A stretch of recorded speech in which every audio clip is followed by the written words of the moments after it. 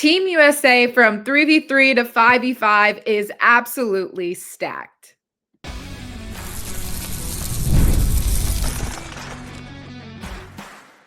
You are Locked On Women's Basketball, your daily podcast on women's basketball. Part of the Locked On Podcast Network, your team every day. Hi, everyone. Welcome to Locked On Women's Basketball. I'm Kalia Butler. Joined alongside me is Sophia Jones. Today's episode is brought to you by Game Time. Download the Game Time app, create an account, and use code LOCKEDONNBA for $20 off your first purchase. So there's some new additions to Project B that we'll get into, and not to, foreshadow too much, but Sophia and I were right. Also, AP poll motion, always some motion with AP. But first off, the Team USA training camp roster has been released. We also have the USA Women's 3v3 AmeriCup teams that are going to be competing very soon. But these teams are absolutely stacked with talent. We'll start with the national team training camp roster that's going to be practicing in Durham, North Carolina, which is where Duke plays because of Kara Lawson being the head coach for it.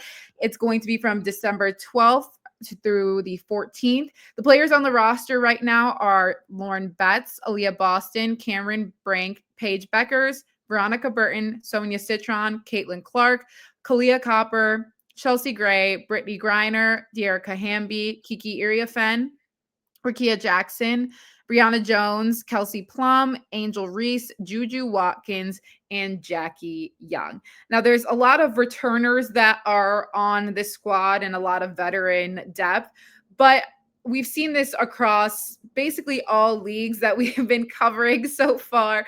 They are really leaning into bringing young players in early on. Lauren Betts obviously still hasn't even graduated from college just yet. Neither has JuJu Watkins. Then you see some of the young stars that stood out too, with a Kiki Iriafen, Sonia Citron, Caitlin Clark, Paige Beckers, Angel Reese. It's exciting to see them really buy into this youth while also keeping some of the OGs on there, if you will. But it's going to be somewhat of a tryout for them too. Obviously, not all these players can necessarily make the full roster, but you can imagine that this is going to be super competitive. And I just wish that I could have eyes on the scene. I know it will definitely be very competitive there. I can imagine there'll be some great ones being played. I wish that they could just YouTube live the entire thing. But I like how you mentioned with the balance between a couple of returners who have been there before on the Olympic gold medal level in a Copper, Chelsea Gray, Brittany Griner, Kelsey Plum, and Jackie Young, but also with a Dearica Hamby and her experience winning a three-on-three bronze medal during last year's Olympic Games. Bree Jones is also a FIBA World Cup champion. Aaliyah Boston has represented the USA in various junior and senior competitions and camps. But the real bulk of this team is made up by these brand new players that have Team USA experience before, but just more so on the youth teams.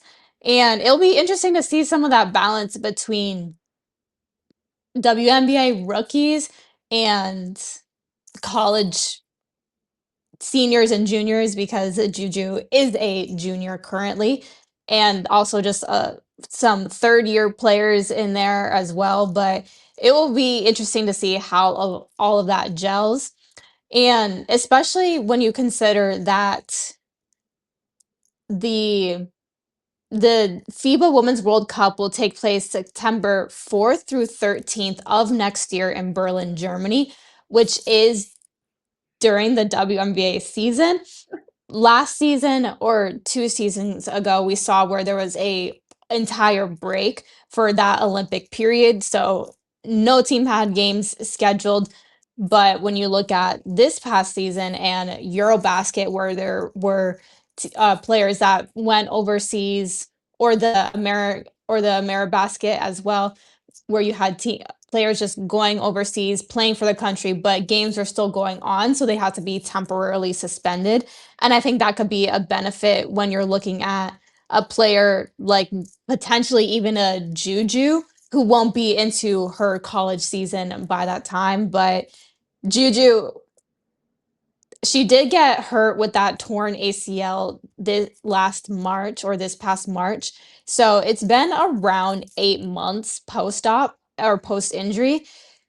I've had 2 torn ACLs, and everyone's timeline is different, but right around that 8-month mark is when you could potentially be introduced a little bit of contact, or either just you're jumping and getting pushed to the side, or you're going 5-on-5 half court. It just varies at different levels. But I'm pleased to see Juju there because regardless of anything, that's a great environment for her to grow and learn in. But I do hope that she'll be able to showcase the full range of her capabilities as her injury permits.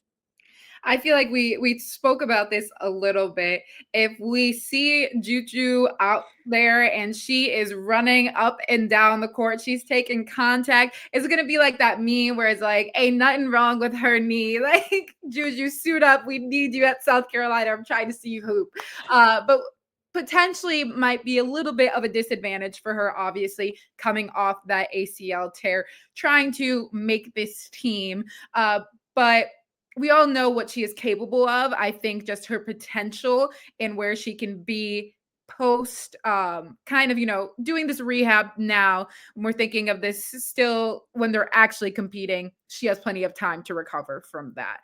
I think that will obviously be in the back of people's minds. And hey, maybe she's in there and she's just shooting threes. And that's all you need from her. She is a baller no matter what. Like, she's going to make it happen. I think some other standouts, I've talked about how much I enjoy watching Rickea Jackson play. I think she would mold really well into this too. Some other standouts, obviously, a Caitlin Clark. Caitlin hasn't really joined any other league. She's not necessarily vocally made it clear that she wouldn't want to join other leagues, but obviously by her actions of not joining other leagues, the only other one that she is felt comfortable joining outside of clearly WNBA has been Team USA. And she's another player who is coming back from injury, obviously with the groin issue she had dealt with some ankle problems during the season as well. But the groin was the area that was clearly taking her out the most. I mean, when you tear both, that's very painful to come back from. So would love to see what her progress looks like to coming back to training camp. There hasn't been as many updates about hers, except towards the end of the season. She was getting back into playing with the team, wasn't necessarily at full speed, but was slowly but surely getting there. We're thinking of another player that, the potential and what she's capable of. I'm sure that will be in the back of everyone's mind, considering all these players have time to recover from injury. You just hope at the very least that they don't get injured during these practices or during these trainings and worsen anything. Obviously, everyone's going to be aware of what's going on, but I think that's my biggest thing. Is just like, I hope that all of them maintain their health, because a lot of other things are coming up very soon, and the WNBA is never as far as we think.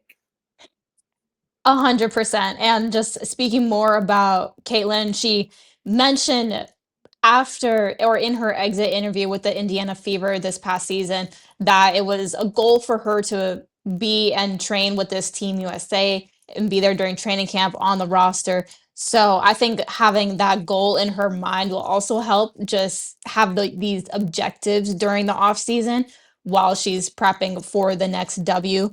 But getting into also a little bit of the 3-on-3 AmeriCup teams, which is coming up very soon. I'm very excited. It's November 27th through 30th in Leon, Mexico. It's going to be Shakira Austin, Veronica Burton, Allisha Gray, and Naz Hillmon. All unrivaled players as well. Except for Veronica and Naz, who are going to be newcomers to Unrivaled this upcoming season, they do have that 3-on-3 element to their game. Yes, which is also really exciting to see. They're going to be coached by, as well, her name is Christina Batastini. She began coaching with USA Basketball back in 2023. She's a former Stanford basketball star. And just a really quick note about her, too, because I thought it was very interesting. Her father was also a coach who coached for 68 years. And she said that her father would quiz her siblings and her at the age between 8 through 10, would ask, hey, what's the name of the game? And they would have to recite back to him, the name of the game is fundamentals and how quickly you can execute them. So just know they're playing a lot of fundamental basketball for this 3v3 FIBA, but when you're looking at the roster that they have, especially if Veronica Burton stands out to me as somebody who has the fundamentals of basketball down and elevating that game, really excited to see what 3v3 has to bring. In the essence of time, after this, we are going to get into the latest AP poll recap, our reactions to what we have seen these past couple of weeks.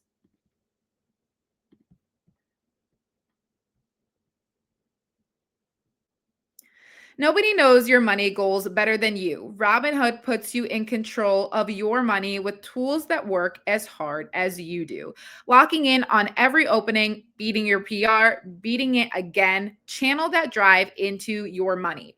Robinhood puts you in control of your money. Trade stocks and ETFs, options, futures, and crypto, all on one platform.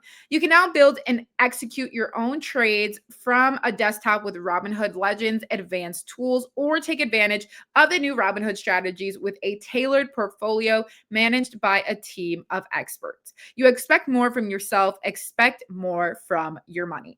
Get started today at Robinhood.com/yourmoney. Again, that's Robinhood.com/yourmoney. Your money, your move.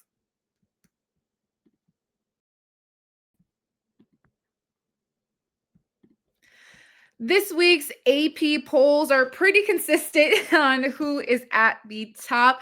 Obviously, UConn is in a comfortable position after beating Michigan. Again, credit to Michigan for giving them a little bit of a run for their money, though. That was such a fun, exciting, competitive game. They are 6-0. They received 30 of the 32 first place votes. So people are pretty confident in UConn being the number one seed. Will probably be sitting up there for some time.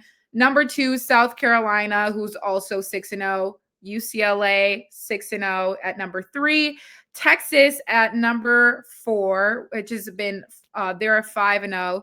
They're set for some big games coming up. They're going to face number 3 UCLA. So that is going to be another really good test for both these programs, and a kind of fight between that 3 and 4 position. Number 5 LSU has still had a strong start, remains undefeated. And then I just want to mention Michigan as well. 5-1, obviously nearly upset top-ranked UConn last week, but they have been playing some really strong competition. Sophia, you and I were speaking about it a little bit. Arguably, they could have moved above LSU considering the caliber of teams that they have been playing. Yeah, compared to LSU, they're the first team in D1 history to start the season with 6 consecutive 100-point games and wins, so that is extremely impressive in itself. However, they've come against some lower majors and D2 schools, as opposed to you're looking at a Michigan team who their one loss was a very close battled game against UConn. They had that 39-point win against Notre Dame, which really helped to boost them as well. So I'm not surprised that Michigan didn't overtake LSU. I think if they would have beat UConn, you have to allow the Wolverines to jump a couple spots. But it's because LSU has shown itself to be so dominant, and there really haven't shown to be any flaws in their game right now. I mean, they're 6-0, 100-point games in all those 6 games. So it's just hard to discern at this time of year. I think I said at the beginning when some of these preseason polls were coming out, I was like, if you look at LSU's schedule, their non-conference is typically not as strong as their SEC competition. So they'll get a lot of those wins early on in the season. So you won't see too much drastic movement from them. But Michigan, I think they still have a chance during this non-conference period to overtake LSU. Yeah, I'm really impressed from what we've seen from Michigan, especially Silas Swords. I don't think I can stop mentioning this woman right now. The showcase that she had against UConn, mind you, she's also putting up this type of performance against UConn, who, when you're speaking of a team that has minimal flaws in their game, obviously Michigan was able to exploit them to a certain extent. But when you're looking at a team and a program that makes few flaws throughout a game, just a very, very solid group, especially defensively. The fact that she was able to pull up and have these wild threes throughout the game, and just the perimeter defense, just the overall defense UConn has, was so impressive. They have, and you have Olivia on the team as well, Olivia Olson. There's a lot of depth through in Michigan. They have a lot of size. I think they utilize their interior pretty well. I really like what I've seen from them. Another team that has made a significant jump this week is Iowa. After beating Baylor, they moved up 8 spots. Baylor, who now is at 5-1, dropped after their loss to Iowa, and they are sitting in 15th place. Iowa is at that 11th spot. And that game was so close, back and forth the whole time. Iowa just seemed to have a little bit more balance down the stretch. For Baylor, it's mainly been Talia Scott that has done the majority of the offense and carried that scoring burden on her shoulders. She had, in that loss against Iowa, Talia Scott, she had 32 points, which was 12 more than the rest of the team combined. So she had 32, the rest of the team had 20. You're going to need a little bit more of an even effort in order to beat some more of these top-ranked opponents like in Iowa. But a lot of credit to Iowa as well for not allowing anyone other than Talia Scott to beat them and making this jump in the rankings. She's having a really, really good start to her season, which I think a lot of us anticipated.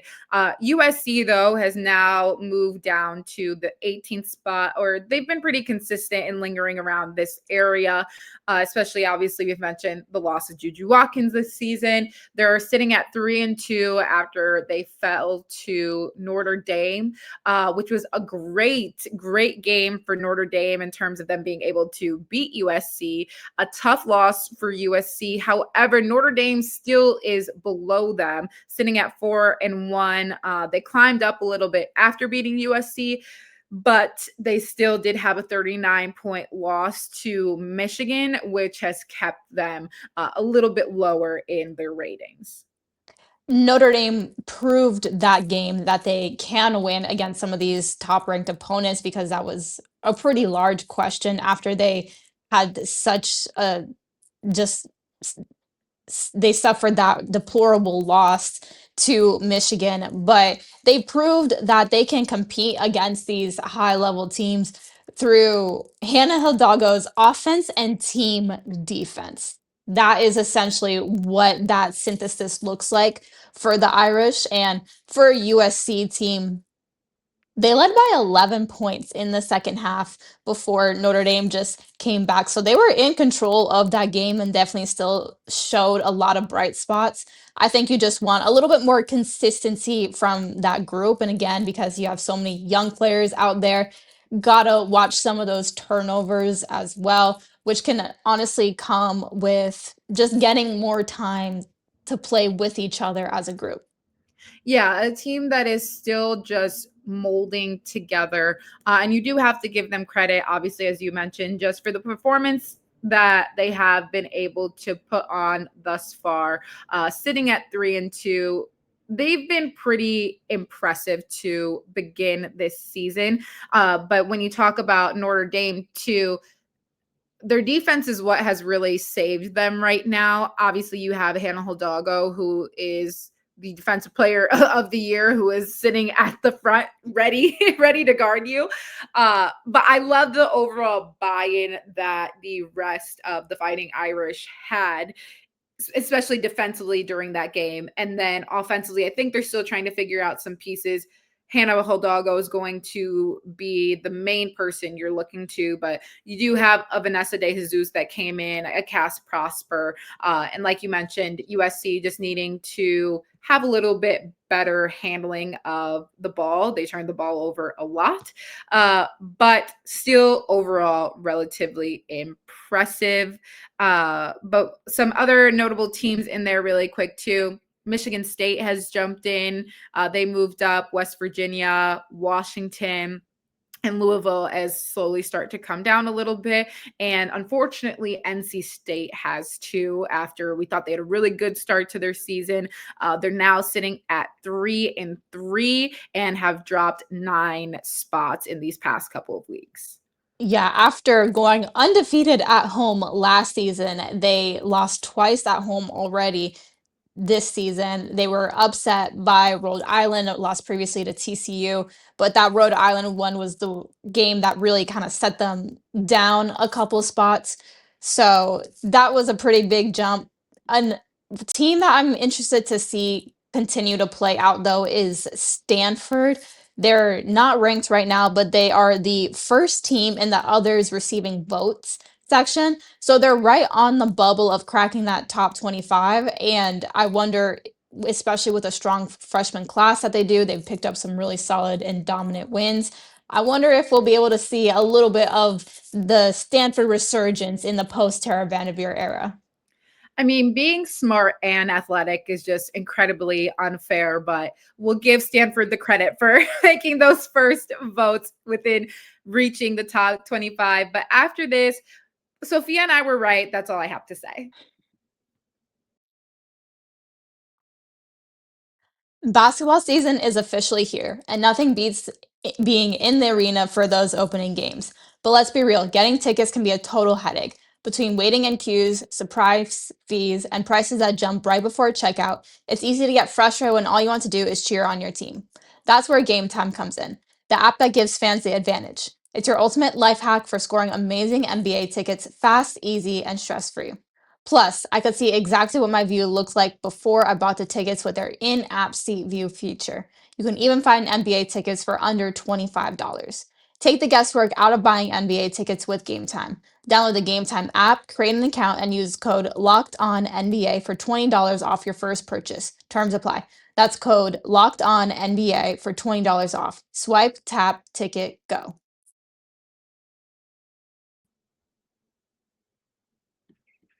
All right. So Project B has released a couple of more players that have agreed to join the league.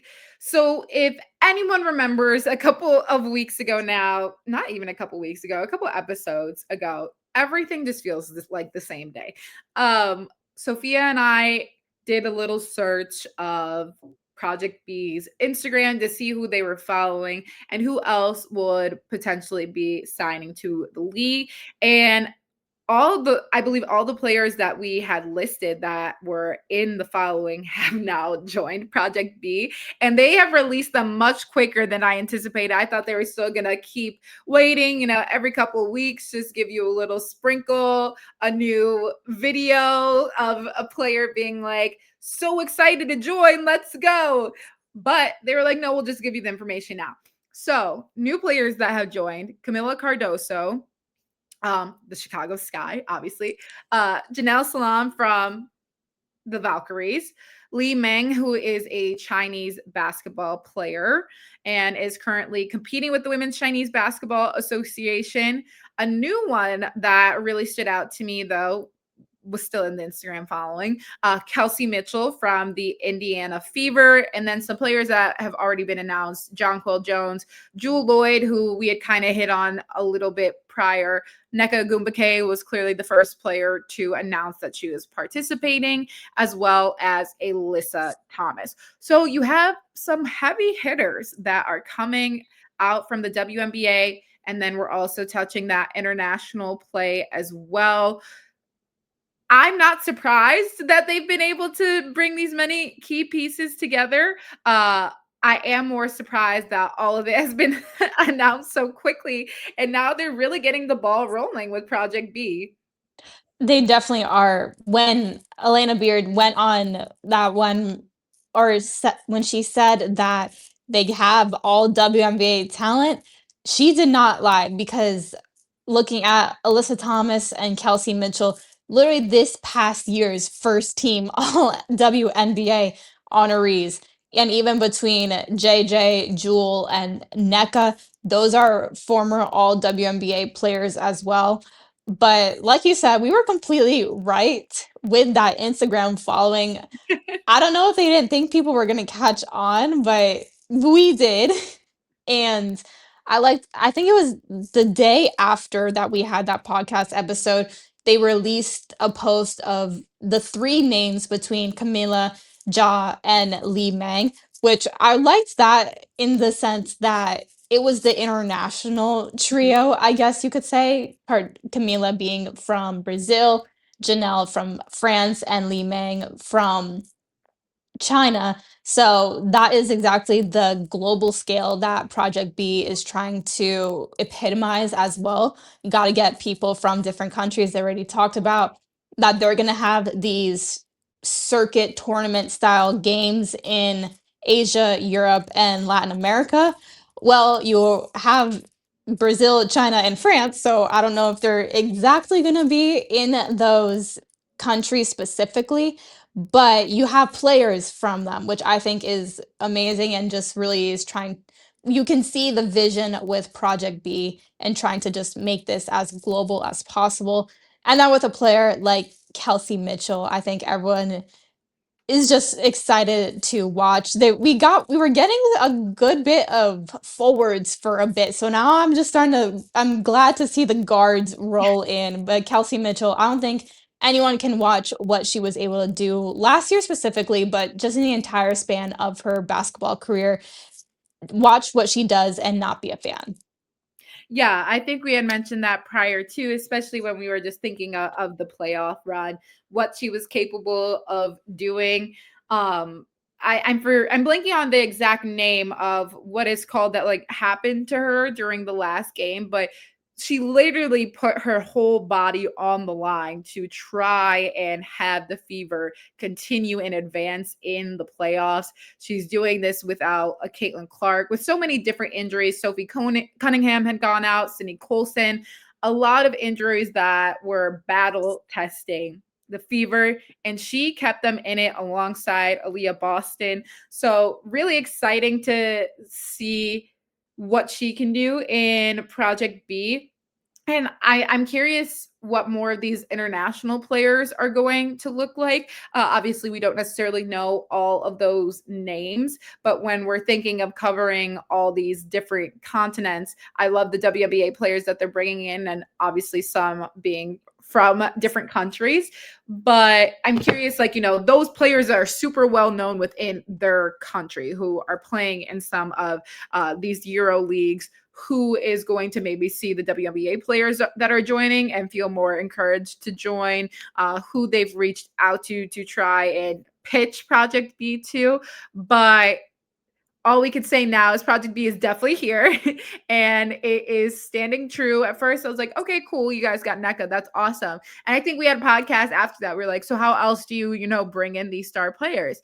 And they're like, hold that thought, girl. We were just getting started. And the ball just kept rolling.